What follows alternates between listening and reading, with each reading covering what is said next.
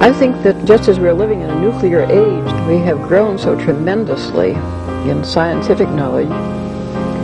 It doesn't seem too much to say that men can begin to awaken to the fact that they haven't grown enough spiritually and haven't recognized their spiritual capacities.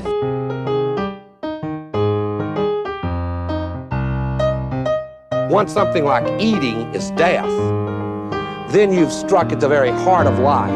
The enemy of the older radical theories may have been the ruling class, but today the stakes of whether we will reform ourselves into a new kind of human being, a new kind of society, whether we will find selves worth being, the stakes of it are simply life itself.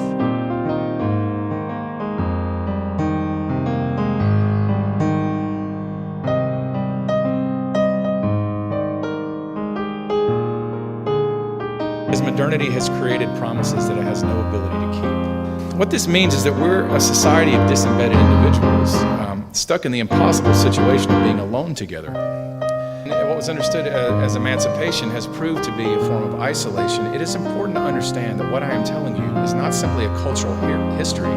It's a description of the story that shapes every single person that you know. This is why there is a rise in mental illness. It's absolutely concurrent with the disembedding of the individual, because individuals can't constitute themselves by the very nature of the case.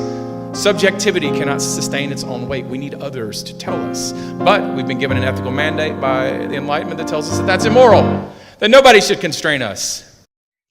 Okay, well, we are back for another episode of Dustbowl Diatribes, and if I understand the itinerary correctly, Laurie was going to start out by basically capitulating that I was right about everything in the last episode. You were wrong about that. And we definitely wanted to talk a bit more about the dispute about whether or not Rao is materialist at all or not. Okay. Is that accurate? Yeah. We can have that. We can have that debate again. I don't even necessarily want to have that debate, but since we brought it up, I will read a quick section I found. So I finished removing the blindfold, so I've been digging further in the stacks. This is from Luther and his progeny. Wow. And again, he does a great job, I think, of laying out like how crazy what a dust bowl, not just modernity is, but even like the late Middle Ages had become that way. Okay. And so he's in this essay, which is called A Necessary Reform Depraved from Birth. He is basically laying out the international European scene before Luther hit the stage and how basically fractured everything was. And it's hard to summarize everything, but I'll just read a few little vignettes from throughout the chapter. Okay. Marring this unity and these prospects for like a truly peaceful Europe were several profound defects that the right man at the right time in the right place could exploit to overturn the whole existing Catholic order. Let us consider three of these defects profoundly menacing to the promise of an age of gold. That's something, I guess Erasmus wrote that to Pope Leo X, that Christendom was about entering into an age of gold. First of all, recuperation from the disasters of recent centuries was by no means complete. The Ottomans, occupied for a time with the conquest of the Middle East and clashes with the Persian Empire, were about to attack Europe once again, with Hungary on the border of the Habsburg lands in Germany as their first target. Fun fact, did you know croissants were invented to celebrate the victory of the defeat of the Ottomans at Vienna? I didn't. I knew they had some sort of connection with the crescent, right, of the Islamic symbol, right? So they did that so they could eat the crescent, basically? I don't know. I don't know about the etymology, but I learned that recently. Anyway. Very interesting. Secondly, not all social groups had benefited from economic recovery, at least not in an equal manner. The bourgeoisie in the great textile cities, themselves divided into richer and poorer guilds, had, as a group, impeded workers from reaping the economic benefits that they might have expected to gain due to the scarcity of labor following repeated outbursts of the plague, thus stimulating serious class hatreds. In contrast to workers, peasants in many areas of Europe had indeed benefited from the enormous mortality caused by the Black Death, and at the expense of the lesser local nobility, who were impoverished and envious of the gains made by both the peasantry and the bourgeoisie. These barons were also angry with the higher nobility, which, despite having weathered the storm and grown ever more powerful, was nevertheless itself always on the alert against its possible enemies from below and from above. The enemies from above were those families that had succeeded in gaining control of the central power of the state in certain parts of Europe, creating the so-called new monarchies, quote unquote, of France, England, and Spain. These dynasties knew that other segments of the higher nobility, the same class to which their own families belonged, looked askance upon their victory, hoping one day to replace them. Hence, they constructed regal alliances with all the lower groups of society that had quarrels with this ambitious mass of princes, prince-bishops, and dukes. In consequence, the enlightened observer of the year 1517 would have to admit that all of the diverse societies composing the sacred order did not always act in a manner that was truly Christian, leaving a just space for liberty and movement to their fellow corporations. Many critics of the last 100 years before the Reformation, men like Cardinals Nicholas of Cusa and Gilles of Viterbo, complained bitterly of the destructive parochialism not only of nations, provinces, cities, guilds, and religious orders, but also of specific local confraternities. In one sense, this negative parochial spirit emerged from a consciousness on the part of all the corporations of Christendom of their own innate dignity, a positive awareness in and of itself, and one that was owed to the recognition of the nobility of all of nature rendered palpable by the message of the Incarnation. Nevertheless, corporate defenses against the arrogance born of the abuse of the recognition of their particular dignity were weak, and this weakness was rendered more dangerous by an understanding of Catholic piety that was generally not concentrated on sacramental regeneration, but on quote-unquote sacramentals, incorporating acts of ritual devotion, quote-unquote doing things good enough themselves, but not necessarily productive of real moral progress of individual and social value. So I bring that up as an example that, like, a Marxist would have very little to disagree with about how he's laying out all of these fractures within the nobility, between the bourgeois and the nobility, between the bourgeois and workers, even the tensions between peasants and workers. Yeah. Well, that is a very different, yeah. Like maybe I think the book that we were discussing last time just didn't do that, right? And you had in mind, because you've read a lot more of Rao, that he had that perspective. So I missed that. But yeah, like I think probably like the discussion of corporations and maybe the dignity, this type of thing, the Marxist would still like have a problem with, but Rao is clearly addressing the material historical realities and economic realities on the ground there. How does he then, what is the point that he makes then about like why Luther emerged? How does he tie those observations to Luther? Well, from there, he talks about how nominalism was undermining the ability of the church to function intellectually, and how there was basically proto-nationalism afoot, specifically in Germany. And so there were resentments against Italy and, to a greater or lesser extent, the papacy on the part of Germans who felt that they'd been like under their boot. Okay, so Luther emerged partly out of national resentment towards the church, or towards... Partly, yes. And would be an example of when he talks about the innate dignity of every level of nature. One of those would be like the ethnos.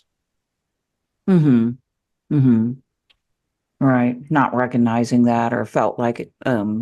So was... And not just the ethnos too. It's specifically people in the lesser nobility or even the higher nobility that wanted to pick a fight with the Habsburgs, who were allied with the papacy. That there are all these fault lines all the way around society. So here would be just one quick paragraph.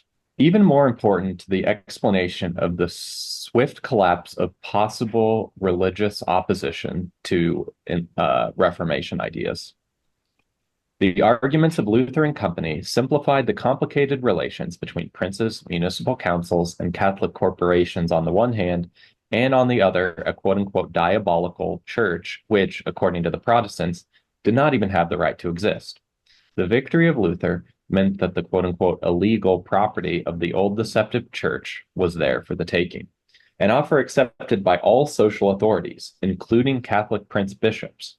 Stolen church property provided both easy enrichment and a means of reinforcing a given local authority's strength against the pretensions of the imperial government, ever more menacing under the Catholic Charles V.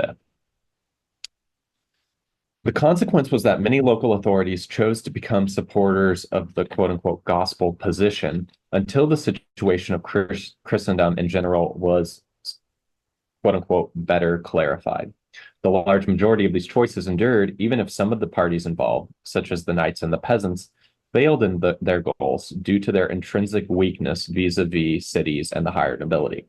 And it must be stressed that these choices were made without the participation of the public in general. It was the Municipal Council of Zurich, to take but one example, that announced the date of the last Mass, which was heard by the whole population of the city before this sacred act, still alive in the hearts of the people, was abolished forever. Anyway, maybe I should have stopped a little bit ago, but it's another example of how he's, at least in this instance, he's laying out that there was a major intersection between people's economic and political aspirations and what they made of the theological implications of Reform and early modern Catholic theology. Right. So like what I think I've heard so far is the church had become sort of intellectually impoverished. And of course, does he acknowledge the corruption? He does, right? Oh yeah. Yeah. So it was intellectually impoverished and it was experiencing corruption itself. Mm-hmm. And institutionally, morally, like, I mean, one of the big reforms of the Council of Trent was bishops have to live in their diocese and can only have one diocese, because what you had was bishops, some of which weren't even ordained as priests, but they were bishops that just got to have the benefices, basically the revenues of land. And so that's also part of, you had these absent bishops that when they were confronted with the theological argument, they had no theological training. Wow. Yeah. Yeah. I knew about that through various medieval authors, but when you say it like that, it's like really, striking. Basically, these people were appointed by like the secular heads, right, to fill these bishop roles for the purposes of just kind of, it was just another kind of political appointee position. So they didn't really need to be there, pay much attention to the charge, so to speak, of the church. So there's that going on the one hand, and then there's the economic and political forces in Germany and elsewhere too, I suppose, that are kind of pushing back against the aristocracy at that point in time Except the aristocracy itself is riven with contradictions. Right. And so there's different factions within the aristocracy. Right, which means weakness, right, which makes it easier to kind of like push back. So does he see these nationalistic and economic forces kind of like pushing the bourgeoisie into more of a power position as a sort of demonic force, or not? Or is it an understandable? Is it just it is, or does it represent idolatry or something like that to him? I think he would say all of the above. I think, and certainly if I'm I mean, he doesn't get to it here because in this book, he's talking specifically about 1517 and the rise of Luther and like the real victory of the bourgeoisie. You know, I don't know exactly where you want to mark it, but definitely they're the real winners of the French Revolution, say. Yeah, and really it's like from the, what would that be, mid to late 17th century with the victory of Oliver Cromwell even, which would have been in, yeah, the mid 17th century. They'd pretty much begun their ultimate victory was on the horizon. Yeah. So then from his perspective, is Protestantism more kind of like it embodies economic and political aspirations than it is a genuinely like spiritual rejoinder to Catholic corruption? I mean, he would say I think he would say there's there's always going to be these political and economic and social and individual aspects of, in this case, Protestantism, but it's everything. But he would also say it's functionally a heresy, insofar as it's a falling away from like the fullness of faith. Right, yeah. Rather than insisting and working towards truly reforming the church, making the church like, do what it's supposed to do, be what it's supposed to be. There was this split that, I mean, like I've studied Luther a little bit, and my sense is that at least at the beginning, Luther as an individual was genuinely like disturbed by certain things that were going on in the church and was trying to actually reform it. But then, this got started, and those forces that Rao's talking about very quickly took over, the justification for Reformation. So yeah, I mean, I think if Rao is adding something, it's that he's not just providing. So he is providing this material foundation here, or explanation, but then he would also be seeing it through a genuinely like Catholic/spiritual lens. Mm-hmm. Right. At least in this one instance. Now, my point in this isn't to really make the argument that he's sufficiently material or interested in real politics. It's more, even with his thought, we can kind of appropriate it to the synthesis we're putting forward in this podcast. Yeah, definitely. I can see that.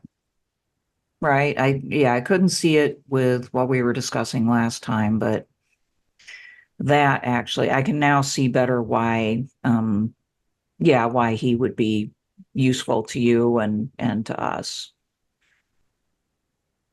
Right. And here's another, here would be another example. So I've also been perusing his For the Whole Christ. It's like a compilation of his essays. And he says similar things like this in Removing the Blindfold, but here it's pretty stark.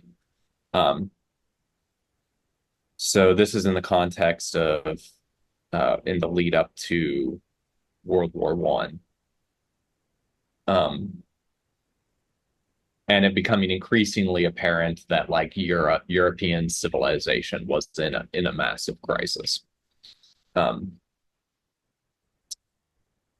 He writes, "Indeed, the very disappointments of a war that belied certainty in a never-ending progress had radically increased sympathy towards the church.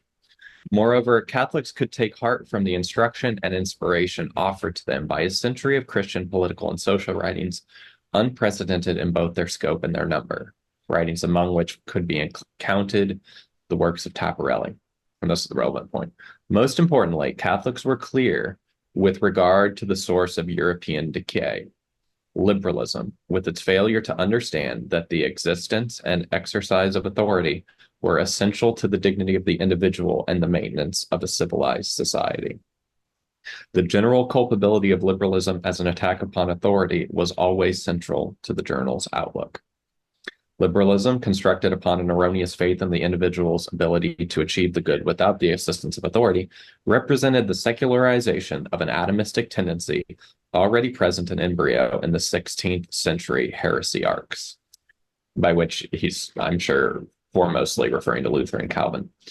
It treated the human person as though he were a self-sufficient entity, a citadel threatened only by the evil from without. At first, roused by a rapacious bourgeoisie anxious to reduce church and state restrictions on the growth and use of personal wealth, liberalism sought merely to prohibit authority over economic matters.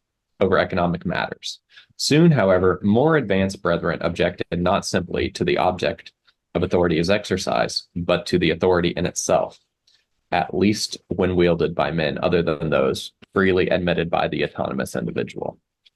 So anyway, now he's getting into that slide into revolutionary thought where Protestants give birth to liberals who give birth to Marxists.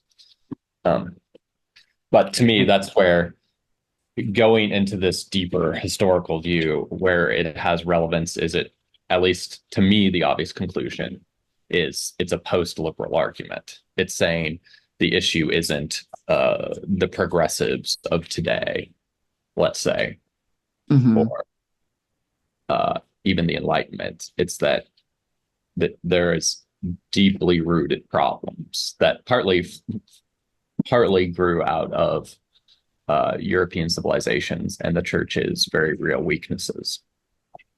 Right, that helped open the door. Although, I mean, there's no way to prove this, but it's imaginable that even without those weaknesses, because of the the economic and technological developments that were happening, that basically self-interest would have been what challenged the church's authority. And I guess I want to make it clear for folks what authority means in this conversation, because when you hear authority, like contemporary people they'll hear, authoritarian or just, like power. But authority in this context is organic. It comes from, the people being able to recognize the validity and the wisdom and the groundedness of a particular person or institution, right? Which means that the institution has to have shown that it can function for people's well-being. And yes, the church shot itself in the foot by its own corruption, but probably the corruption is happening partly because of these economic and technological developments that are making it more and more difficult for people to withstand or to resist acting in their individual self-interest.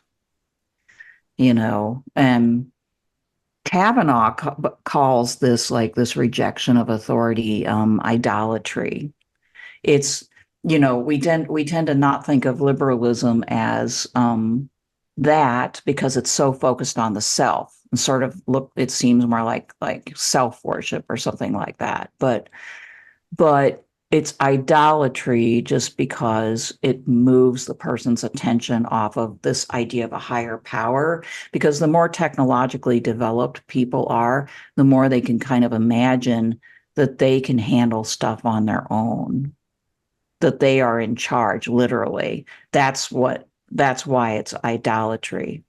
I wonder if, I'm excited about Kavanaugh's book. I think we should ask him on at some point. But anyway, does what I just said sort of ring true with what he's trying to argue? Yeah, I think so.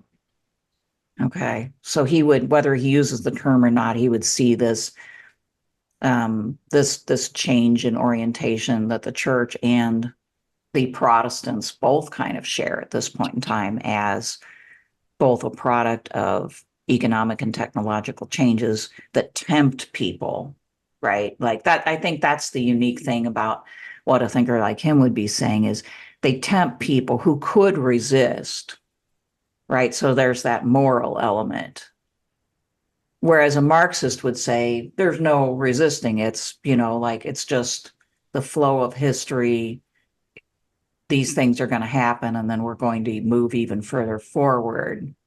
right? A Rao would be saying these things happened and like forced people to decide, and people decided badly, right? I I think so. One, I mean, at least I don't know that the smart Marxists would frame it that way, but certainly the dumber ones would. And I think Rao would agree with that. And to me, where the rubber hits the road in our lives is we are now living in the resultant world of people making these decisions. Yeah, that's true. Jacob would not necessarily agree with that, right? Like Jacob is developing an argument that sort of pushes back against historical determinism in Marx, or dialectical materialism. So yeah. But for an awful lot of people who lean in that direction, in fact, one of the virtues of thinking that way is that it doesn't involve human agency, so there's no blame, you know. Whereas I think in a Rao perspective, there is blame, Right. right? Right. Yeah. Culpability has been preserved. Right. Yeah. Or at least, well, I don't know what he would say. I would say culpability at least existed in the past. And now the question is, to what extent are we culpable for the things we do now? Mm-hmm. We don't feel free to behave in virtuous ways that maybe we would feel free to behave in had we inherited a less shipwrecked world. Yeah, that's an excellent question if you want to pursue it, because I think that I still want to argue or believe that we do have choice even in our situation. However, I imagine it would have been more of a stark choice and more resistible at a time when things were in some ways much more simple, right? Where maybe it was a question between accumulating more land and money because you're confiscating the property of the church, either doing that or saying no, I have enough, I don't need to plunder the church, or whatever. Or maybe instead of splitting from the church, I'm going to dig my heels in and try to make the church better. I feel like those are simpler choices, whereas now I almost feel guilty when I imply that people should be able to resist. Because, I mean, among the things that brings up for me is a lot of people are in a position where it's just, like it's their entire life and livelihoods are on the line. Like it's a matter of either being in a house or being homeless, for instance. How do you resist in our economy? And even people like me who have a good middle class salary, our quote resistance is things like buying things differently, our purchasing, or changing our habits or something like that. But we're not able to fundamentally change how we live. I mean, not really. So, but for most people, what choice is there? So I guess I'll just throw that back at you if you want to go there with me, is like, do you think that that we can sort of blame people at all now for continuing to submit to liberal values? And I mean, my pet answer is like yes and no, because two extremes are coexisting. And so the one extreme is like we've inherited this shipwrecked history. And it's something that like obviously isn't all bad. And there are various benefits to like the fact that you and I are on this, the fact that you and I are on the Zoom call, able to share this with theoretically the entire world. Mm-hmm. It's not nothing. No. So it's all a very mixed bag. my contemplation of the situation has led me to believe that on the whole, the world we're living in now is not conducive for people to be integrated individuals. Not conducive. Yeah. Yeah. And therefore, on the whole, we live in like a bastard civilization that like we're not even making normal function human beings. And that is not outweighed by the fact that we have AC and video games. I don't think in the kind of, if I'm in a position to make these sorts of judgments, I don't think it's worth it. No, yeah, like I don't think it's worth it either. But I mean, I think what's so tragic is we have the potential because of, we can see based on what humanity's been able to do, how much potential we had to be able to use our material resources to bring about, happiness and relative peace and interesting lives and safety and health and all these things, right? And so it's particularly tragic because we have that potential, but we haven't used it. And at this point, I think you're right. We're producing people who are, at least in the Western world. I mean, our conversation with Alfredo Poggi just, is a case in point. I mean, that's going to be coming out sometime next month.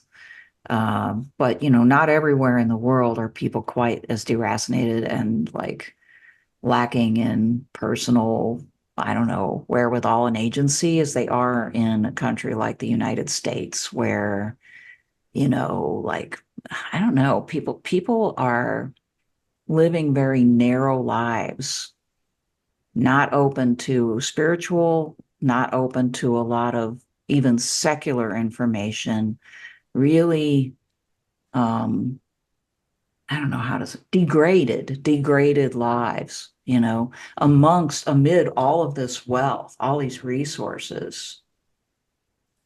And so I mean, we're talking about corruption or decline or whatever. And once a society gets to that point, I think it is very difficult to blame, because if you're born into that system, how you even discover that it is unacceptable, or that how you could ever think about what you might do to resist. Even people who feel uncomfortable with it and sense that don't seem to know what to do. Right. And a big reason why in between the discussion of how things work at some sort of meta level and in the individual is that there are still, to a greater or lesser extent, like intermediate levels of society. And the problem is, as soon as an individual wants to step out and be virtuous in some sort of Christian sense, you get hit with all of the alleged realities. I would say it's a mix of like actual realities and then like social realities that actually explain to you why you can't do basic normal things. Right. Like, I mean, again, this is abstract. Something I was thinking about today is there's like a Catholic worker-ish intentional community that's like 15 minutes away from us. And we have a friend who's about to sell some of his property. And I don't know their situation, but if I was in their shoes, I would want to get a hold of this property. Now, the obvious thing for me to do, I think, would be to connect our urban farming friend with this quasi-Catholic worker, and basically be like, hey, before you get realtors involved, and maybe there's a way to for them to buy your property and then you not have to pay these middlemen, and then they further your everybody, our friend can move on and they can expand their operation. Yeah. I've concluded I'm not even going to try and do that. And the reason I'm not is, one, it's going to take time and energy for me to get in touch with these people that aren't super easy to get in touch with. And then two, if I did do that, and it's not that I'm like vindictive against them or I don't want either of these people to be successful, but then there's all sorts of ways in which one or both parties will not be charitable to each other, because part of the specter is like hanging around is like, but maybe you could get a better price on the alleged open market. Mm-hmm. And so there's all sorts of ways this thing could go wrong. And I don't really trust that they would be super well behaved to each other, even though like I have had more or less nothing but good interactions with everybody involved. But I have now been so traumatized in my experience here to know that like once it comes time for the checkbooks to come out, people get shockingly vicious. Mm-hmm. And then the idea that I could potentially be in some way in the middle of this or culpable in uh in this. So Yeah. I don't want to get involved. So what does that mean? So that means that a realtor is going to get involved. And in fact, if somebody buys it, either somebody's going to get screwed over, whether it's the people that sell the property, sell low because they feel like they have to, or whether it's the buyer who ends up paying too much over what is quote unquote fair, or let's take the liberal argument at its face that these both parties will be consenting individuals and nobody will be taken advantage of because they all signed the forms that said they understood. Then what it means is the hot potato of the fact that these properties keep inflating in value means somebody, whether it's the tenants that get fleeced in the long term to live in this place or the next buyer after it's flipped, that this whole cycle of just constantly accumulating property values. And the real purpose is for those to accumulate, not for people to live good, humane, grace-filled lives in this house, or for the quasi-Catholic worker to expand their operation. Mm-hmm. That's not what's going to happen. It's just going to get sucked back into the real estate stock market. Right. Hopefully that made sense. And No, it does. Oh yeah. Like almost every day I have to make choices like that. And I'm keenly aware that there's this element of despair basically that enters in when you realize, just because you've been on the planet long enough to like have these experiences of repeatedly trying to do the right thing, trying to help somebody out, trying to connect to people that have common interests and so on. And it backfires badly. And you've just like, so you have these experiences and you decide, no, the wiser part is to just stay quiet and let people, like ruin themselves or whatever, because doing anything else is just going to get you in trouble, isn't it going to help them? Because the chances of your suggestion being received positively is next to nil. I mean, that's the reality. But then, that repeated thought and sort of saying, no, I'm not going to try. It is a type of like mild despair, basically. So I struggle with that, but I don't enjoy being being a being a chump most of the time, or yeah, basically, because I've done things. I mean, I've had situations like that where, I see these two people, or I myself, I've looked at property in your area and said to a person who was renting in that area, hey, if you ever decide to sell, I have a strong interest in, potentially getting a property in this area. Here's my phone number. You could avoid, the commissions and stuff, and maybe we could get something done. And being told that that was rude and inappropriate. And I just don't even get it. Like, I'm like, if somebody wants to give me their phone number in case I sell my house someday so that I can just make a deal with them, I'm going to take their phone number. But I mean, I have these experiences far too often. And so, like you, I have just most of the time I say, the wiser thing is to just do nothing. So a lot of connections are never made because, you're tired of being sort of punished for trying to do people a favor. Right. And to just back it up just a few, it's not like with this person you propositioned to maybe buy the house. It's not like this is some family estate that they've been living on forever and, has all of this sentimental value. Right. This is a house they don't even live in. They were renting it. Yeah, they were renting it. Like renting it out. Uh-huh. Yeah. Right. And they sort of like gave me this line about how they'd sunk a lot of money into his best house in the block. And, like there was no way that somebody would want to pay what it was worth, which I didn't even understand the line of reasoning. They hadn't asked me what, I had no idea what it was worth, and they had no idea what I might be willing to pay. They were basically saying, there's no way you would, I mean, it was a crazy conversation. And I haven't, but that is like a reaction that is not isolated. It's like, first of all, because of how like individual people are, they just don't like you getting up in their business. They want to have everything be like really neutral. Like neutral. Which really means put it onto the Kansas City real estate market. Right. To have some like a neutral source of truth and authority. Yeah, right. Everything has to be third partied and, very anonymous. Right. So like it almost seemed gangster like or like mafia like to these people, perhaps, that I just like gave them a call.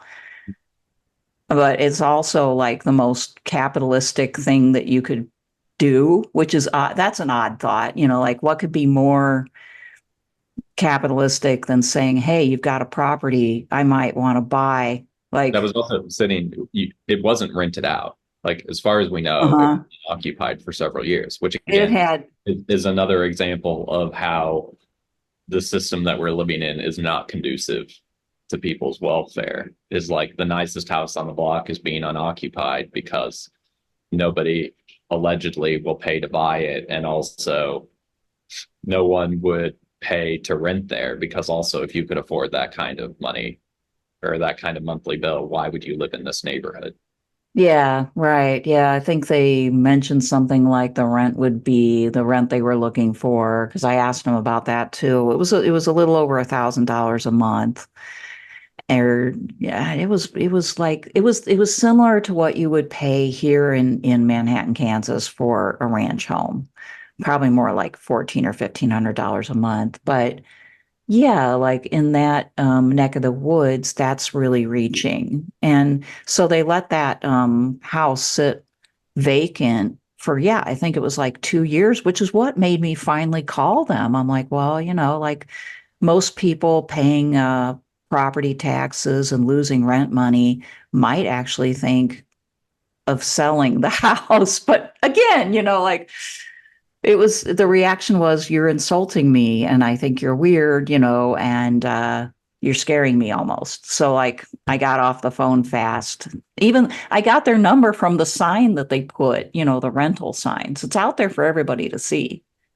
Anyway, like just an example. So I totally understand why you're not going to want to be the go-between between those two parties. And this represents a problem that our society has more generally. We're not dealing with each other directly as human beings. And people are so into like their own, like, I don't know, their own like individual freedom that they're willing to, waste a lot of money and time rather than give it up. Right. And they will do so in part because they can't imagine, forget about living in a different world. They can't even imagine this other world and then be able to compare our world to how things could or should be. I dare say even like 50 to 75 years ago in this country, both of those examples would have been, like the thought that you couldn't do that would have been crazy. Things have changed, quite a bit, like to the point now where those types of human economic moves are weird, but I don't think that was the case all that long ago. Another Rao quote. Okay. Since potential private usurpers of the function of the weak and liberal state were legion, capitalists, the press, unions, madmen, the hostile institutions destroyed must eventually cover all surviving authorities. Hence, the liberal ends with the individual confronting an oligarchic pseudo-state, licensed to do whatever it pleases in his name, even against his will. And I just bring that up. It's an example of, and I don't want to talk much about national stuff, but is it a mistake that we're just having, or is it a total coincidence that a world where, I don't trust semi-friends to have a real estate deal, and people that have a vacant house are offended if you ask if you might buy it to help further the mission of a Catholic worker farm. And our choices are like a psycho or a demented person for the second/third time in a row. And in the process, the realtors get to keep getting their cut of the real estate stock market racket. Mm-hmm. Because part of what happens when authority goes is interpersonal relationships. Yes, right. And the interpersonal relationships then become, the mere suggestion of them becomes uncomfortable. It makes a person uncomfortable and defensive. Right. And it's hard to see where, you can, it's hard to have hope when you cannot approach a person and expect that they will listen to you when you're speaking about something that you even just want to do for them, or something that would be in their self-interest. When it gets to that level, it's not like you're stepping in and saying, I want to give you some advice, you're not doing things the right way. No, we're talking about, I want to help you out in a very material sense, and people are getting offended or recoil from that level of interpersonal interaction. I mean, in a situation like that, you can't do politics. So part of the reason why we have this current situation at the national and other levels has got to be that, like, people that we're describing are not political. They're post-political or something like that. Because unless you can actually talk sense and true interest and material reality and values to other human beings, mano y mano, then you can't do politics. So our politics are something else, impressionistic and, very mediated and react. Like a hall of mirrors of empty signifiers. Yes, yeah, right.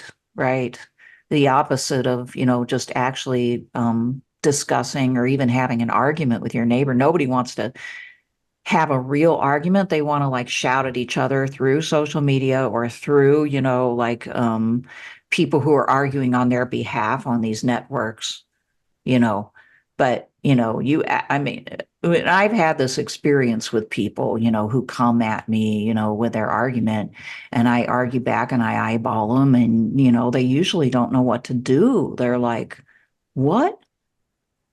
Now, this person doesn't agree with me. And then they either get mad and walk away or, well, they just don't, yeah. They usually just get mad and walk away. Or worse, they start getting more mad and they yell, but they're not capable of actually talking to you, because their quote arguments are mediated. And yes, like in that house of mirrors. And so, we have become far too private and individual our whole economy supports that, and it's actually what people equate with freedom now, whereas freedom is actually the ability to do politics effectively and legitimately. I mean, political freedom, not spiritual freedom necessarily, but like at least political freedom. And we don't have that. But these are the choices we deserve in a way, right? I think so. So, Maybe not at the deepest level, but at a very deep level. I think, I mean, this is what I try and work on, that like a lot of what I don't like about the world um, is also is matched by an interior thing going on in me. mhm. All right, could you explain a little bit more? I mean, just in all sorts of ways, it's easy to complain about how I see just in my immediate Eastern Kansas City environment, I see all sorts of potential to grow food, to rehabilitate buildings, to like grow community, to take better care of nature as it exists around me. And there's a layer at which I can blame my society for not facilitating that. And there's a layer at which I can blame my like immediate friends for not helping facilitate that. But there's also a layer at which I've made questions that have boxed me in to be more powerless than perhaps I have to be. It's super easy, and arguably we commit this sin on this podcast a lot, but it's super easy to be like, I don't like any politician. They all suck. And it's like, okay, well, if you listen to what the types of people that say this also say, it's not because they have developed some sort of wildly sophisticated view of the world and have really thought through it. It's just being a kind of like de facto nihilist is a super easy way to kind of look down on the world from like a prideful place and then disclaim that your prideful place is somehow or other not deeply implicated in how things actually are. Sure. Yeah. I think that's important to hold on to. And I know that, yeah, I guess, my position as I try to do things is I still try to be guided by what is the right thing to do in this moment. And most of those, like every single choice is extremely complicated. In the choice that we've got now, which is a terrible choice, for many reasons, which would take a whole nother podcast to get into. Sometimes I am actually torn, I will say that, because I do plan on voting. But I suspect that the right choice at the human level is probably for the Dems because it's a binary choice. And I do think that way of thinking is probably a little bit better than just sort of standing aloof and saying, I'm not going to do anything because the choices aren't good, or I'm going to support some guy that's got no chance of winning. Now, and maybe I'm just, too much of a political scientist, but there is a tendency, I think, for folks to like mistake, or, they did in the political realm, because we're so not used to dealing with actual people when it comes to politics. We want to feel right. We want to feel right. And, but feeling right is not shouldn't be the top priority, because politics has to do with people's lives. So I don't know, like I'm hoping that we can get past this moment, and probably Biden's or whoever replaces Biden is marginal, but I don't know I mean, that's the honest truth. I don't know, like for sure, for this moment in time. We don't have that. Yeah, we just don't have the relevant information. And Right. to take it back to your other question about like to what extent are people capable and to what extent do they have agency? Yeah. I don't know. I feel like I kind of physically, I kind of straddle two weird worlds here in Kansas City. And to me, where things make a lot of sense is if you just like, if you're in the bad parts of town or the good parts of town, and if you just pay attention, they're both so, to my mind, tragic. And part of the tragedy is because there is real potential to do other things, Mm-hmm. to do things in a different way than we're doing them. So that's abstract. I would say, you know, if I walk out my door and I look around my surrounding environment, like I said, there's a lot of land where some kind of agriculture could be happening. And there's a lot of buildings that were built more or less well because we hadn't figured out the kind of mass production stuff. And houses are in various states of disrepair. And there's, you know, a whole spectrum of just working class families to houses that are just, you know, housing junkies. And Mm-hmm. but to me, one example is you drive around and the people that are taking care of their lawns, they're running weed whackers. And so what that means is that we have what those people are doing is just spraying out plastic that I would imagine, maybe this is me looking at it at too microscopic of a level, but even when the trimmer line isn't cut at all, it's still spraying out little bits of plastic. Sure. Yeah, no, that's true. Yeah.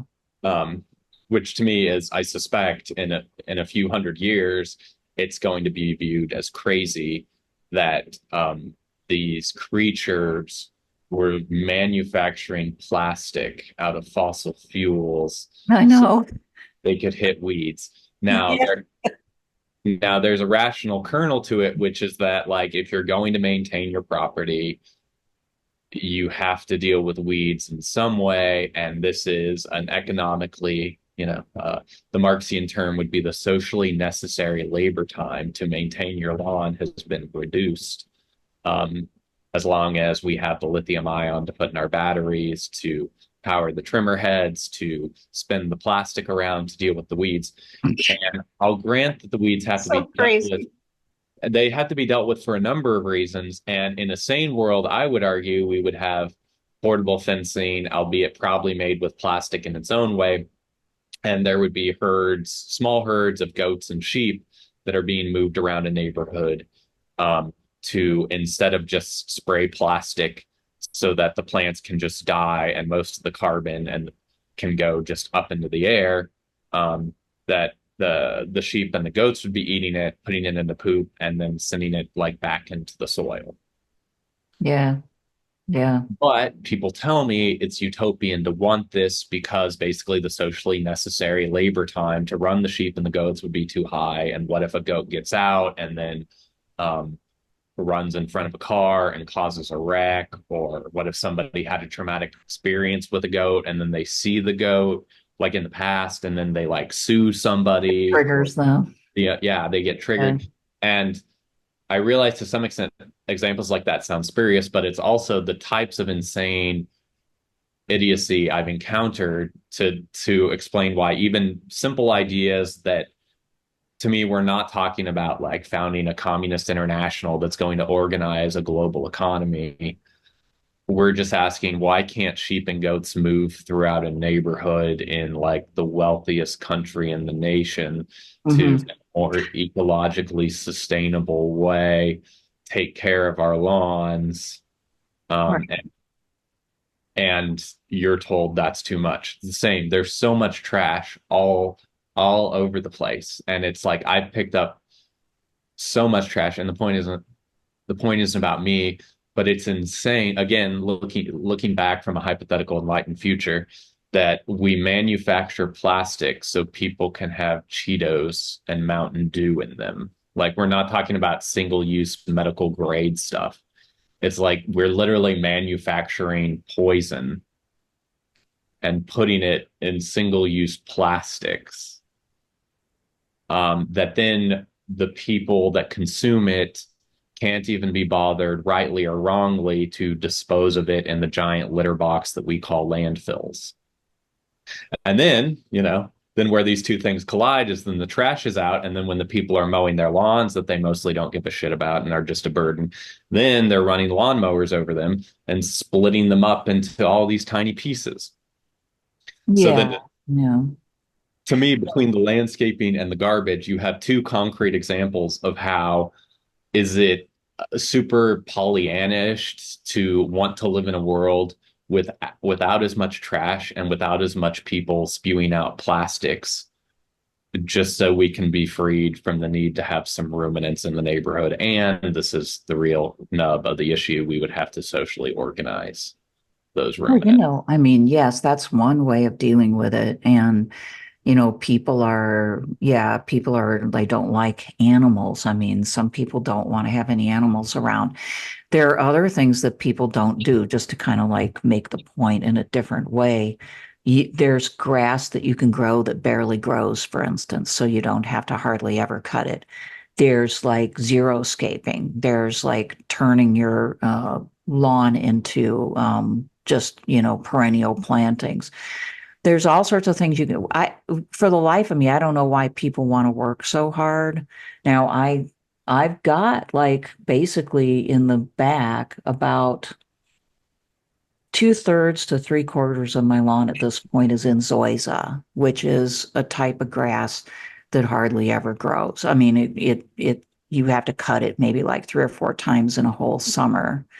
And it doesn't require watering. It doesn't require fertilizer. I'm just saying that there's a lot of different ways to handle this. And yet and people even look at stuff like that as weird, or my dad and I put a certain amount of our lawn into gardens. So then we don't mow it. Plus we then get things out of it that we can actually eat. Right. And so that land is then being used. I mean, why it doesn't make sense to either cut down on your workload or like use some of your property to make things of value for yourself is beyond me, and there are ways that you can figure it out so that you're not having to work all that hard at it, and you can still have things of value growing in your yard. So I think part of it is cultural, what's accepted. And then, of course, without lawns, why you wouldn't need lawnmowers and fertilizers and all the crap that people buy, including those weed eaters, to make it look a certain way and everything. And lawn companies would not exist, or maybe you'd have to have a sort of like a gardening company instead that came around and trimmed your garden every once in a while. But anyway, like it's yes. I guess briefly, if we could travel to the nice side of Kansas City, you hit all sorts of issues like that, where it's like you guys have all this money and people are still eating at Taco Bell in massive amounts, and you still have tons of trash everywhere. Yeah, it's degrading, my dad went to another World War II veterans. He's 97 years old, and they invite him to these World War II veterans events where he like talks and gets interviewed, and the veterans like usually get a meal, and inevitably that meal is served on rigid throwaway plastic plates, plastic silverware, plastic cups, throwaway condiment packets, which is insulting to a veteran or anybody else. It is. The first time it happened, I was like shocked. I'm like, this man, is among the generation you say saved your ass, during the war, the good war, right? Our hero.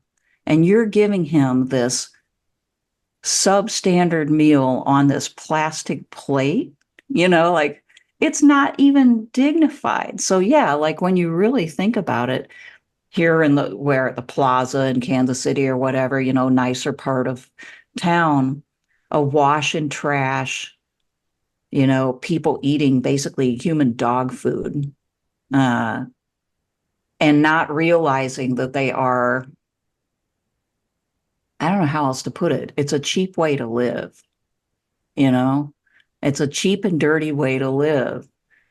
And we ought to have more taste and class than that. If you have more money, you should have more taste and class than that. And then you should want to share it with somebody else. So you want to give the poor person a paper bag, even if they don't give a shit about paper bags, because they're worth treating with dignity and respect. Like instead of giving them the garbage, same thing goes for the food that we give them, But it's close to the same trash that we eat ourselves, frankly.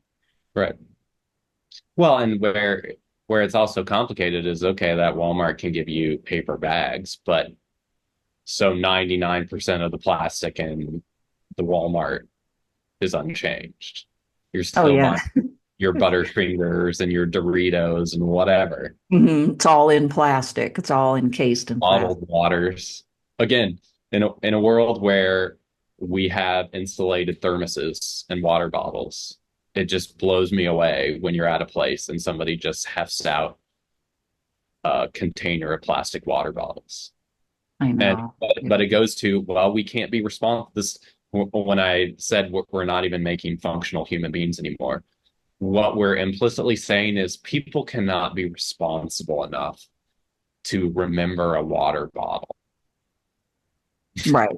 That's or what go without, like you could just decide that you can go without water for like a couple hours too, if you really had to, if you forgot your water bottle. if you really had to, or you would just have a water bottle, and or you would ideally have friends around who have a water bottle. Right. Yeah. People all of a sudden they start acting like they're like third world peasants. Mm-hmm. And the reason we bridge the gap between being third world peasants and first world middle class people is plastic. What I've learned, actually, I learned something interesting last night, several things actually. It was a good conversation. Was that in Latin America, Coca-Cola uses plastic Coke bottles, recycling them. In other words, not chopping them up and making something else with them, but you return your plastic 2-liter bottle to the store. It gets sanitized and they put more Coke into it. Now, I think Coke's probably bad for you and it doesn't need to exist or whatever, but nonetheless, we all drink it sometimes. And it just shows you, like, even these companies know how to preserve the petroleum product. They're not doing it here. But it's not because they can't. Not make it. Labor is too expensive here. Yeah. Yeah. There, I suppose the plastic is probably expensive enough that it's worth everybody doing this. But until she told me that, I had no idea that you could even do that. So at least they reuse the plastic repeatedly. And I assume that that's legislated. A lot of countries are legislating for less and less throwaway plastic use. But we're not. We shouldn't probably end on that note, though. We need to come up with a last insight. We had to talk about another Rao thing. Okay. Which all right. I know you're probably sick of him, but I'm actually, I like him more now because like you've read a lot more than I have, and I drew impressions from this one book, which was a good book. I was just saying, like, it didn't have a whole lot of materialist references in it. So I'm learning. This is good. So in the last chapter, we're back in removing the blindfold. Chapter 5 is called "The Blindfold Remains," where he basically admits that the Roman school that he's a partisan of failed to take root even in Catholic countries. Okay. And he writes, so therefore the modernist revolutionary blindfold everybody has on top of them. And he talks about how the Catholic camp is therefore divided between the conservatives and the liberals, what you and I call right liberals and left liberals. And then what I found interesting was he takes aim at what he calls rationalists, the rationalist Catholics. And what I loved about him talking about this is like, oh, but this is my beef with all the traditionalists, and really any kind of like sectarian group that has a very worked out and pat intellectual answer for how things should be and how things are wrong, but has no way to get any traction, not just in society, but really in their own lives.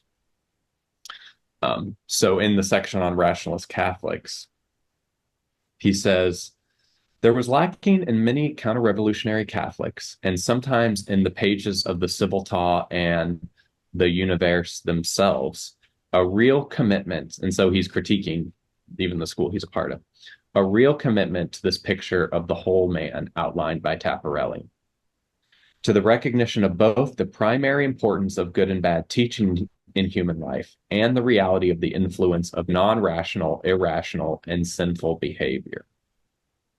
Although admitting in theory the need to recognize both factors, some counter-revolutionaries in practice frequently exaggerated the influence of pure thought in history, forgetting the role played by the often unpredictable dance of actual life as it leads men and society to heaven or to hell.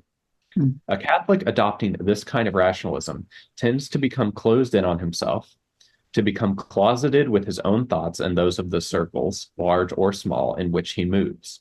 He is tempted to equate what takes place within his own mind and environment with the actual course of events in the wider world. Thus, he thinks that the mere promulgation of a papal decree, or the public recitation of a creed, or the statement of a principle in a council, or the holding of an impressive academic conference is sufficient to lay a given problem to rest.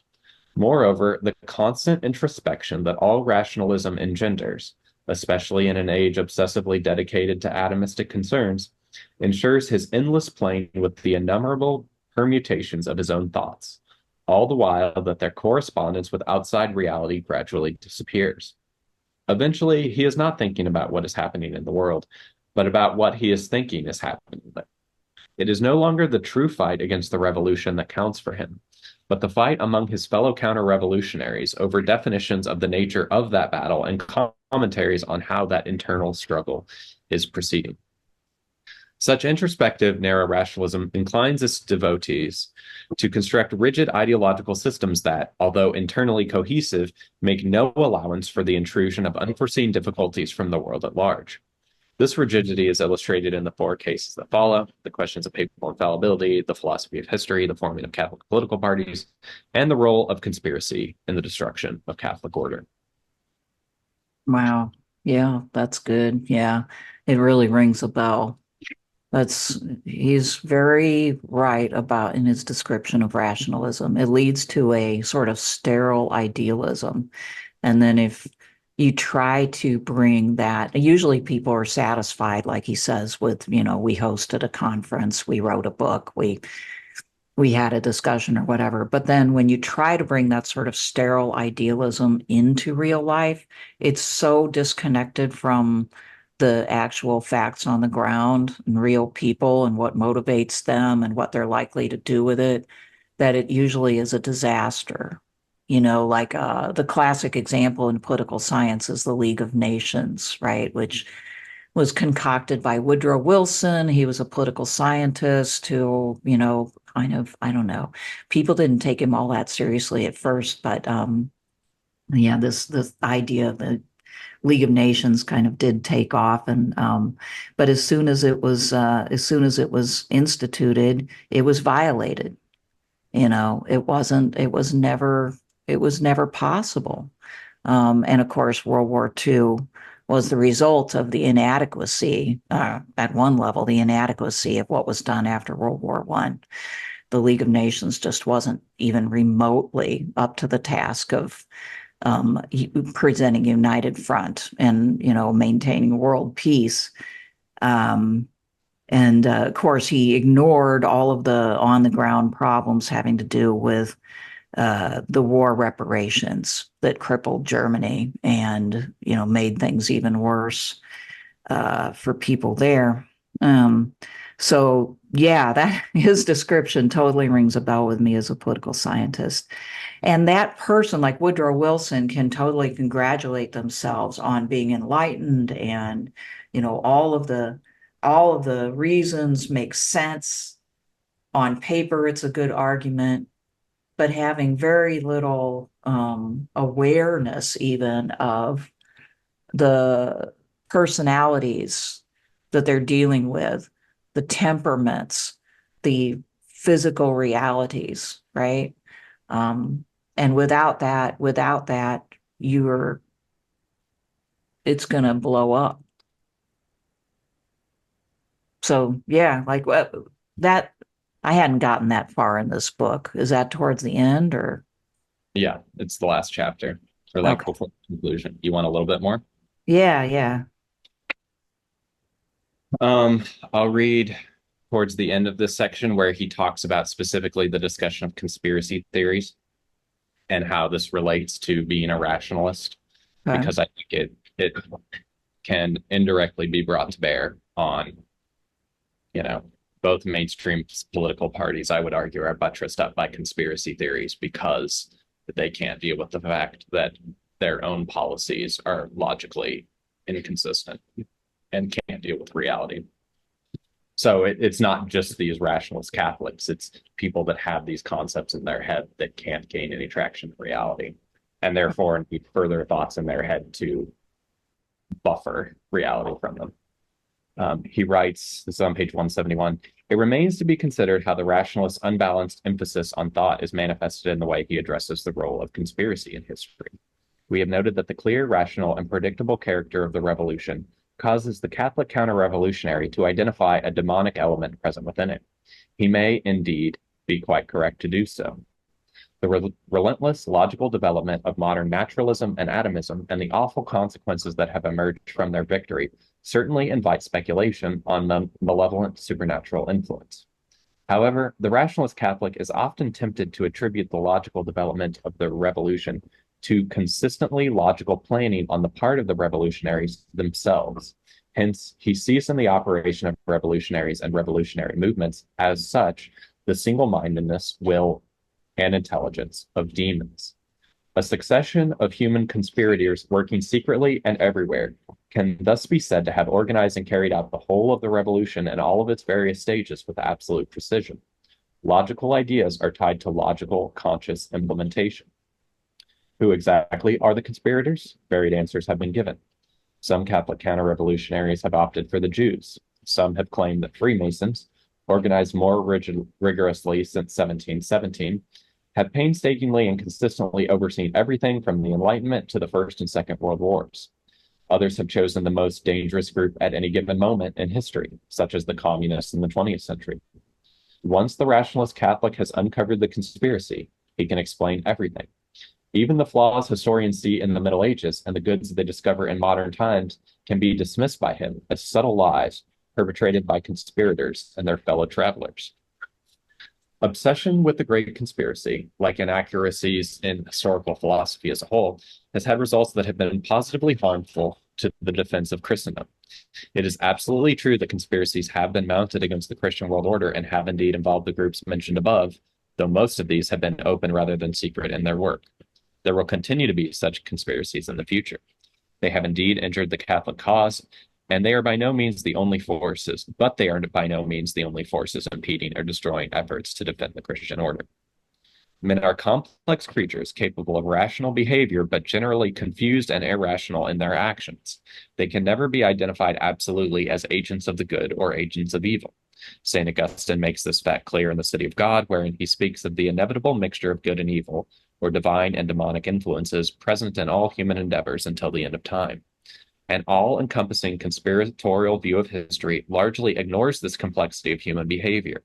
It regularly dismisses out of hand other serious questions, such as how the Catholic political and social structure can be rebuilt without the requisite religious spirit, or how that spirit can be properly restored without the aid of solid political and social structures on the natural plane. It almost always neglects real dangers to the Christian order, some of them unwittingly caused by Catholic counter-revolutionaries who are not part of the conspiratorial cabal. The actual daily living of the revolutionary lie by Catholics themselves is treated as an insignificant sidelight in the relentless advance of conspiratorial evil. The search for dangers, deriving from the logic of ideas alone, continues with a fury, while the power of the irrational and the sinful is reduced to a blip on the radar screen. The upshot of Catholic rationalism is readily described. By rarefying thought and constructing an array of narrow categories inadequate to receive the variety of actual life, the rationalist transforms the intellectual enterprise into a parlor sport. The rationalist Catholic builds a world that turns round and round on his own ideal axis. He feeds that world with endless plans, discussions, conferences, and party platforms, possessing an internal logic but failing to deal adequately with things as they actually are. Counter-revolution becomes for him an end in itself, regardless of whether or not it still serves the truth or is frozen merely as a name with a favorable historical image. Meanwhile, he permits daily life to be guided in practice by the men of the revolution, who often act with very clear judgments about their chances of success or failure. When they do so, they make certain that papal and conciliar decrees, recitation of creeds, and counter-revolutionary conferences are barely seen or heard by the world at large, much less taken in any way seriously.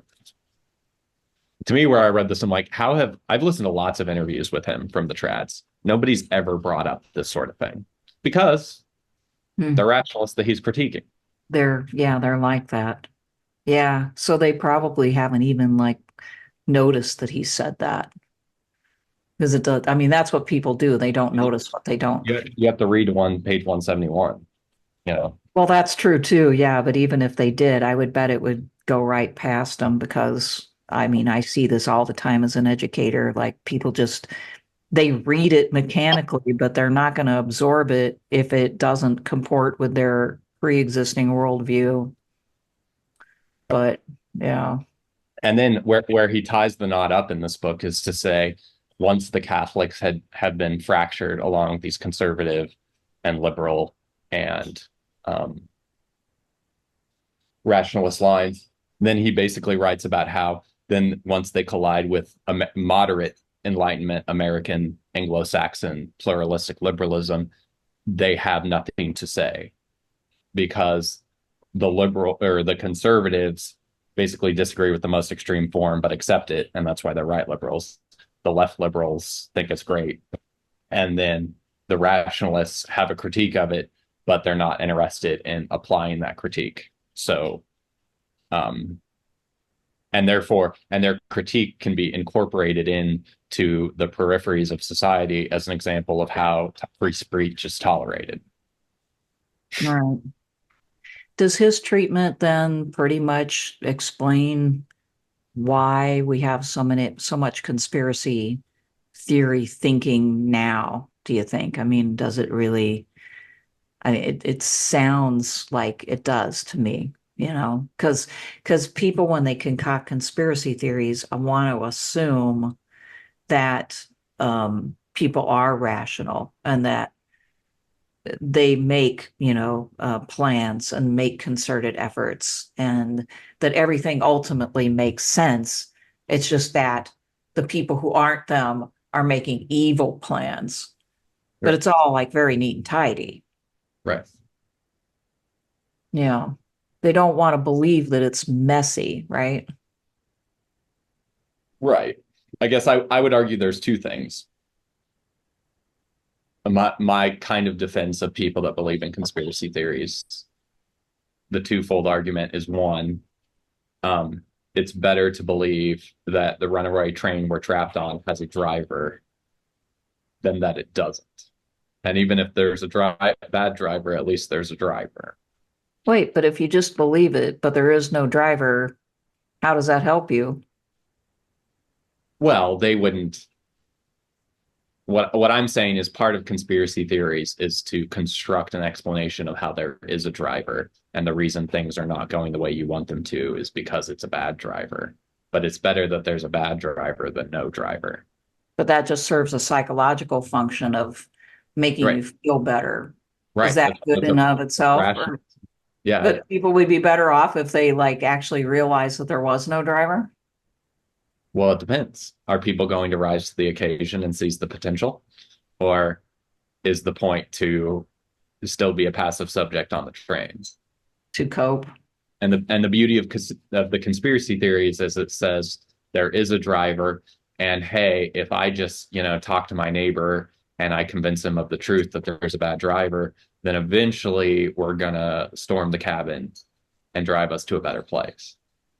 Which is total insanity, I mean, if there is no driver, right? Like it's a psychological coping mechanism because like reality that that there's a whole lot that's just sort of in motion on its own, bumping into things and, eliciting reactions that are unpredictable and, people grasping and trying to control that, which is very difficult to control and losing control. I mean, that's more the reality of things. And it's disturbing, it's like it makes you feel like you can't accomplish anything. But however, I mean, when you say that you couldn't possibly accomplish anything until you understood the reality of closer. I mean, I'm not saying that anybody can fully understand reality, but like to come closer to understanding the complicated, messy reality of things, how else could you possibly?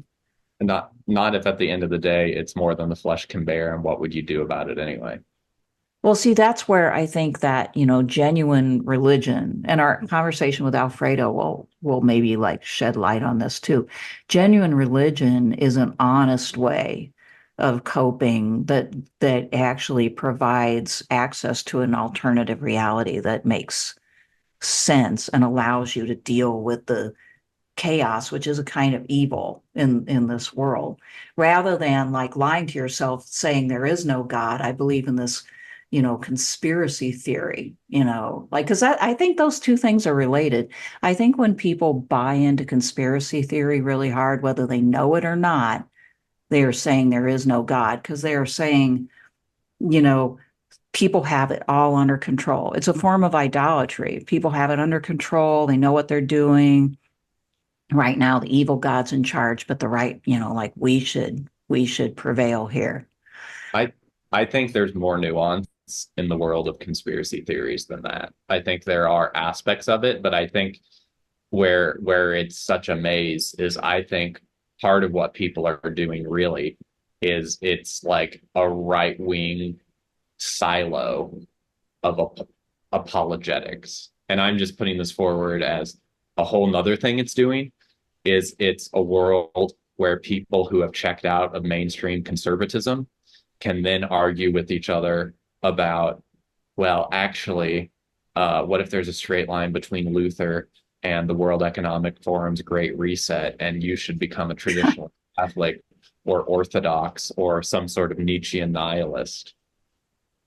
Okay, yeah. I mean, and granted that right-wing people are doing a lot of this these days, but there's definitely left-wing conspiracy theorizing too. But yeah, like Right. Yeah, definitely. Well, and that leads to my second defense of them. So, I mean, I take your point that basically, for better or worse, religion functions as an opium of the people, and conspiracy theories are crack or something like that. Nevertheless, when people need drugs in their life, I guess anything will do, depending on their neurochemistry. no, it's not. Uh, That is, I hate it when you get my argument totally wrong. I said genuine, authentic religion as an alternative to conspiracy theory. Not, did I say religion is the opiate of the masses? Not at all. Not at all. No, but you were making an argument I did not mean to exhaustively Okay. define your argument, but there is an element of what you were saying. I think it's just true. I think Catholics should just admit that part of what we're doing is we're giving people consolation in the midst of this vale of sorrows and in this dark age. Well, I mean, it's one thing to say that genuine religion helps you cope, which I think is a legitimate function of religion. And it's another thing to say that religion is a psychological concoction that sort of substitutes for therapy, but has no actual validity. I mean, what I'm saying is that I think people were made to be like religious by nature. I sort of get this from Jungianism as well as Christianity, you know, and and therefore to like recognize a higher power is a realistic thing to do, right? Not something that you have to invent. It is a reality. We think we prove that constantly, that we are not that higher power. Alcoholics know this, right? Narcotics Anonymous people know it, but like a lot of people forget that, you know, like things don't work unless you recognize that there's a higher power. So obviously there's some reality to this. We both believe this, but like, so I think there's a way that you can make the case that, you know, religion is both genuine and helps people cope because it gives people a realistic perspective of their place in the world. And that, you know, what's unrealistic is that you can figure out, you little, you know, citizen in America or wherever you're at, can figure out who all the players are and how all their relationships are that fit together on the international stage that caused things like COVID or whatever. That is just pure, like, I don't know.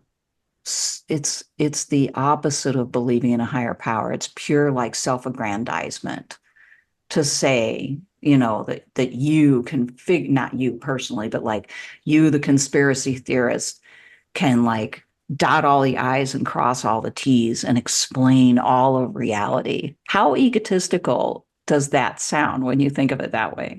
Well, and I'd say you're thinking it through to a logical completeness that a lot of these people don't. A lot of these people wouldn't say, I have it all figured out. They would say, I'm constantly striving to figure it out. And I've just connected all these dots. And what do you say about that? Well, but their aspiration is to have it all figured out for sure. But yeah, like Sure. And don't we all at a fundamental level aspire for completeness and wholeness and integration? yes, but completeness and wholeness and integration for the Christian are submitting to the higher power, who then, like in that submission, provides you with that, not you providing it for yourself.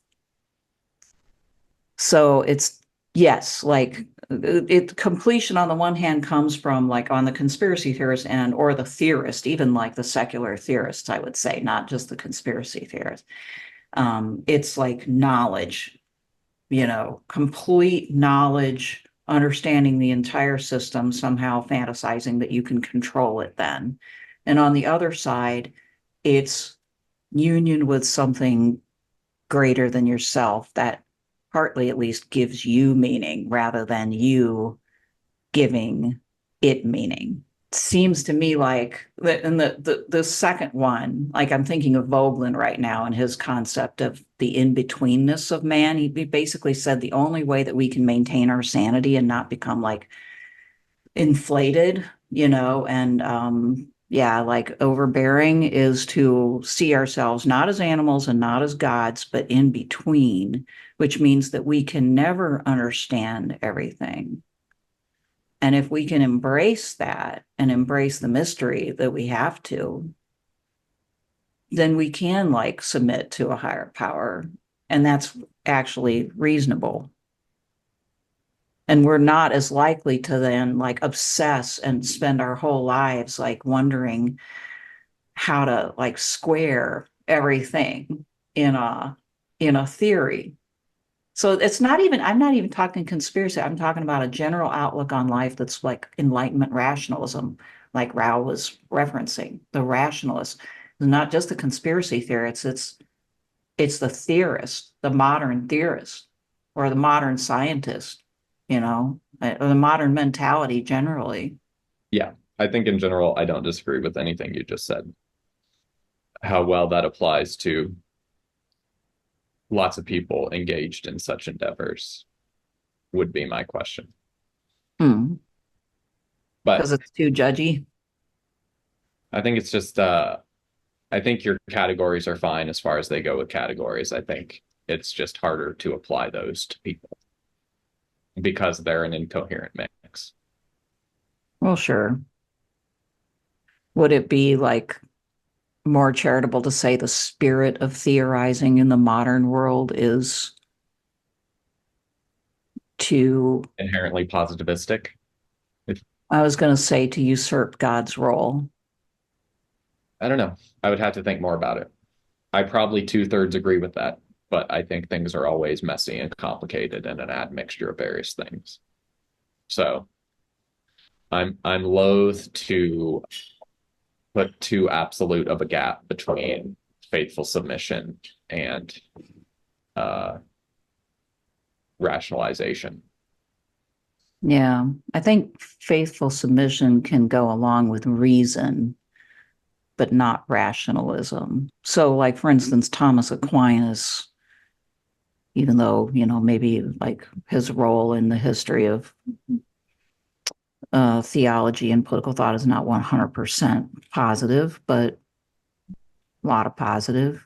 But he recognized the power of human reason, but he clearly delineated, where reason ends and where faith or like revelation begins, and revelation had to be like superior to reason because it is ipso facto, it's higher, or else there is no God, but like if there is a God, then it's assumed to be higher and more complete, and therefore there's this place of humility in somebody like Thomas Aquinas, who's basically saying reason is here to try to discover as much of like God's creation as we can, but we can't possibly understand a lot of it, and that's why we have revelation. So I think that distinction is worth making: rationalism versus reason. And I think maybe you're thinking, yeah, but human reason has done a lot of good, which it has, right? And can get us pretty far, which it can. But to adore it is what we often do. And I will grant that, with the counter argument that even most people, even when they are adoring it, are still irrational and have commitments to other things. Yes, I would agree with that. Even Yeah. their adoration is imperfect or Yes, not total. for sure. Yeah. Yeah. In practice, each person struggles with that constantly, which is like saying that they struggle with their ego or with the sin of pride or something like that. Right. Which leads to my second part of my defense of my I guess charitable semi-apology for people that get sucked into conspiracy theories, is because, and I guess I have mostly in mind the right-wing people, although, as you said, all sorts of people have conspiracy theories that are more or less true or founded in some reality. The second defense is that because we live in a world where there are various kinds of conspiracies that do shape things, and because especially with COVID and everything that ensued afterwards, just on the face of things, so many things were problematic, and it was societally unrespectable for people to point out some of these realities, like just at a small town level, that small businesses were told to close for public safety, but the Walmart will stay open. Yeah, right. That the further trend, which is nothing new, but I think reached another exponential stage of growth, of the trend toward oligarchy and monopoly capital. Mhm. The fact that is unsayable, both because we are dominated by like an oligarchic, a dictatorship of the bourgeoisie, and then because to point that out tends to put you in this like Trumpian box. This kind of saying that the emperor has no clothes. Right. The fact that is still basically a subversive and insane thing to say, while a massive amount of wealth was moved upwards yet again, just like the bailouts in 08 or 07, 08. Because reality is so painful at that level, you have to have recourse to conspiracy theories to deal with it. Or you have to just offload it into your religious life, which is what you and I endorse doing. But most people have a hollowed out revolutionary religious life, so of course it can't function really as a container for that kind of, Yeah. um, I guess, surrender, abasement. Because what we're talking about really is like the death of the American dream. So, And so people need a conspiracy theory to confront that fact. And to whatever extent there are irrational and random elements, stochastic, if you will, those things are untheorizable. But you can have a kind of positivist conspiracy theory about what you can figure out. You know, you can go down some rabbit hole of how, I don't know, somebody like Fauci is probably connected with all sorts of powerful and wealthy people. It's probably true because he's kind of towards the top of society. sure. Yeah. That's Well, something you can hang your hat on. well, let's first of all say there are actual conspiracies, so we don't want people to get confused about that, right? There's conspiracy theories and then there's conspiracies. And so, yeah, like that's a distinction to make. Secondly, though, like part of the reason why you can't say those things is because of conspiracy theorists. Like if we didn't have the Glenn Becks of the world and all the people who follow them and come up with the overly ornate Baroque, actually crazy conspiracy theories, you might be able to say that. But you're going to be tarred and feathered with the crazy brush because so many Americans, and I'm sure other people around the world, are so inclined to this squirrely nonsense, why? There's probably a lot of reasons. Some of them are very understandable, but that's at least 50% why. And then the other part is because you would actually be saying something true enough that you'd threaten people who are in power and they wouldn't like that. Well, But and not just in power. Think about the lady you talked about that was freaked out when you offered to buy the house that she doesn't live in. Now imagine you tell this lady, the train's heading off a cliff and nobody seems to be driving right, it. she thinks you're crazy. Well, and if Yeah. you're not crazy, then the whole situation is crazy, which is even more disturbing. It's disturbing. It's also kind of comforting because if there is somebody in charge, they're doing a very, very poor job, and they have been for all of human history. But Unless they're so competent that they're faking at doing a poor job, but really, ever. ah, Yeah, that's where the rationalism it never ends. It can always eat its own tail. right, Any yeah. evidence of a lack of conspiracy is evidence of how perfect the conspiracy is.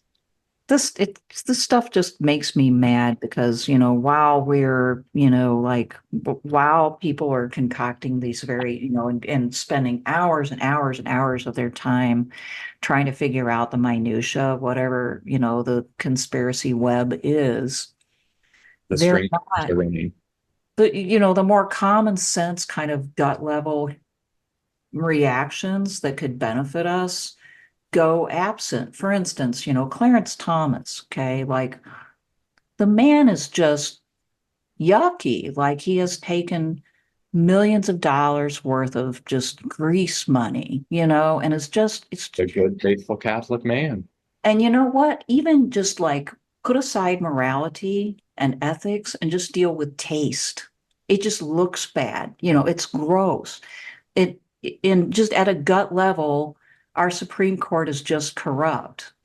So it's not, it doesn't have to, there doesn't have to be an intricate web of, somebody over in Russia, powerhouse, telling, I don't know what it could be, but like, it's just the man, just a corrupt, money grubbing individual who likes taking yacht trips and who shouldn't be on the Supreme Court. And if people could just get angry at that level, things might happen. But so the conspiracy theory, like, I think it deviates people's energy away from those gut level, simple reactions of gross, like, I don't want that to represent me, or this guy can't possibly be a judge, right? Into, oh, like I've got to spend a lot of time trying to figure out how this could have possibly happened. When how it happened was the man probably from the very beginning liked having his skids greased, and he got greased all the way up the chain, and that's why that happened. I mean, plenty of people have money. He took it. So that he'd be friendly to them, not for some specific reason, but because that's some rich people do that. They give money to people that they want to be generally, be friendly. That doesn't require a lot of energy. I think it's probably closer to the truth. It doesn't explain why Clarence Thomas didn't have enough character to say no. You just have to say he has no character. And then maybe, if enough people felt that way. Or does he have I know very little about him. Does he have probably more or less the same amount of character as an average American, and he's subject to more temptations? And he's playing the game. I think he's below average, actually, but I could be wrong, on the character scale. Because I've known a lot of people in, lower level positions, but in lower level positions where you can get away with more because nobody's really paying attention. And most of the time, probably 75% of the time, people don't. Then 25% they really do. Okay. But it actually isn't the case that most average people. And I think that it isn't even the case that most average people don't do it on a large scale anyway. They might, steal a pencil at work or something, but they don't do anything too much. Not just because they don't want to get caught, but because they actually do have some rudimentary conscience. I mean, that's been my experience. It's a combination of I don't want to be caught, somebody's probably looking, and I don't know if I want to be that person.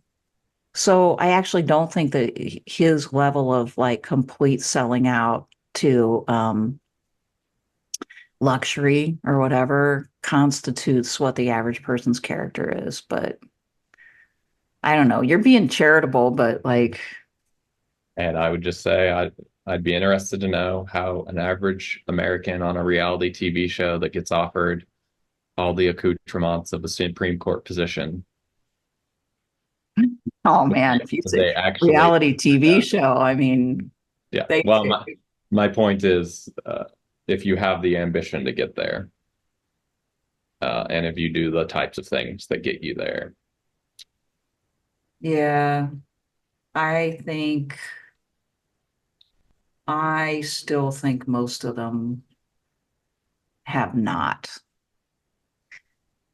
And I also suspect that probably part of what we're seeing is just that even the people giving the money.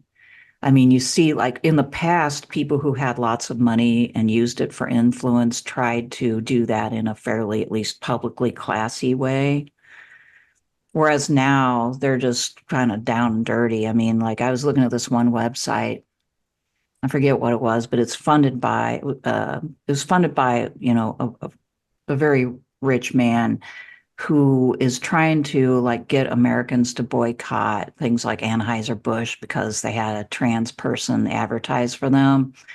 BlackRock, various big corporations because they don't have they're too woke.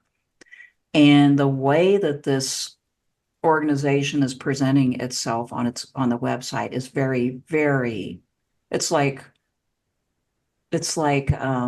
all-star wrestling or whatever mentality. It's just, let's take them down, stupid, bleh, that is lacks decorum, which people used to hide behind. So I think that the world is more crass than it has been in a while, not than it has been ever, but so there's more of this trolling right out there in public is what I'm saying. And it's probably easier for these people to become corrupted. I'm just saying that coexist with woke shitty beer distributors. and manufacturers. Yeah, that beer deserved to be downgraded for other reasons, So, but so you know, totally. and that's the dance of death that we're all trapped in. That Right. are you on the side of trans lives and shitty beer, or are you standing up for the real America, Yeah. And those choices are both. which is both revolutionary and counter-revolutionary, allegedly. Anyway, I don't know if I had a Bud Light in my portfolio, if I'd be trying to make it too woke, because most of the people who drink that are frat boys. I read the CEO said, she wanted to change the frat boy image. I'm like, for Bud Light, I think you should go with what works. Anyway, okay, so like, is that an evidence of a conspiracy or just incompetence? oh, incompetence. It's just somebody who had a bad idea. I mean, I see this all the time, like all the time. People get in over their heads, they get an idea, and they get very inflated, about themselves. They think, oh, like I'm where I'm at because I know what I'm doing. So I don't need to consult. For instance, the logical thing to do would be to consult the frat boys and the other beer drink, go and like talk to people who use this product and ask them, why do you like it? And then how would you like it advertised? Like what would turn you on? What would maybe be a bridge too far? Do a little bit of like on the ground market research, but no, like you see this at every level. Universities too, person gets to a certain level of position and they think to themselves, the reason I'm here is because I have the answers, and they never consult the people who actually buy the product, or the students, or any of the lower level people who work for them, because why would they? They don't know anything. They don't have an important job. I mean, it's as simple as that. And then they're super shocked when things don't work out, because they run roughshod over ordinary people and they haven't consulted the consumer. I mean, I do think it's as simple as that. I see it all the time. It's just egotism and blindness. And I mean, people are children.